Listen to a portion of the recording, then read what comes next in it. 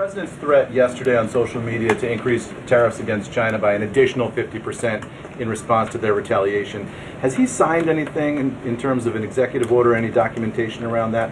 Will that additional 50% go into effect tomorrow? They will be going into effect at 12:01 a.m. tonight, so effectively tomorrow, yes. I just spoke to the president about this, and he believes that China wants to make a deal with the United States. He believes China has to make a deal with the United States. It was a mistake for China to retaliate. The president, when America is punched, he punches back harder. That's why the White House is in panic.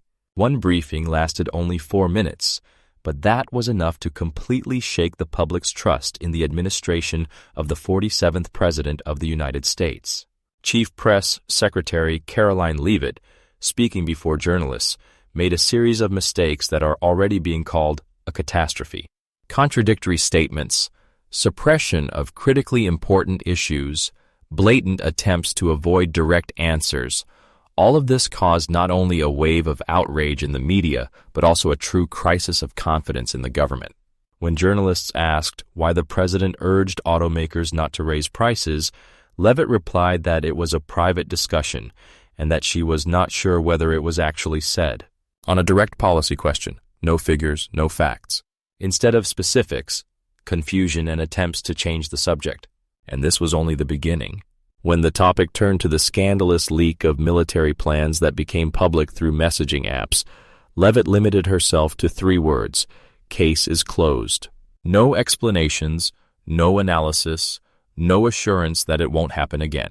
American veterans, military families, and ordinary citizens are demanding answers. Who allowed the leak, and what has been done to prevent a recurrence? Silence. All of this is happening against the backdrop of a rapidly deteriorating economic situation. Stock markets are collapsing. In a single day, the Dow Jones Index lost more than 720 points. At the same time, Leavitt tried to assure journalists that the president is working every day on stabilizing the economy, but instead of a stabilization plan, references to successes of the previous term, and vague promises. Meanwhile, according to data from the Federal Reserve Bank of Atlanta, U.S., GDP has decreased by 3.8%, and that's in just 8 weeks. A sharp downturn that shocked even seasoned analysts. Even more questions were raised by Leavitt's statement about the possibility of a third presidential term. Right in front of the cameras, she did not deny that such a possibility is being considered. Moreover, her words, the president simply answered honestly with a smile, sparked a real storm of discussion in legal circles. If constitutional limits are being questioned, what comes next? Meanwhile, as the White House ignores these questions, the country is facing real consequences of economic and political turmoil. Amid newly imposed tariffs against Europe and Asia, the U.S. economy is collapsing. The NASDAQ index fell by 4%, and the shares of giants like Tesla, Nvidia, Apple, and Microsoft plummeted. In just one day, the American market lost more than $4 trillion. Panic also hit the crypto market. Bitcoin plunged to $42,000, and the total cryptocurrency market capitalization shrank by $200 billion in 24 hours. Food companies, car manufacturers, and even airlines are under pressure. Delta Airlines cut its profit forecast by 50% and lost 14% of its market value. Walmart, Amazon, and other major retailers are reporting losses. Consumer spending fell by 2.4% for the quarter.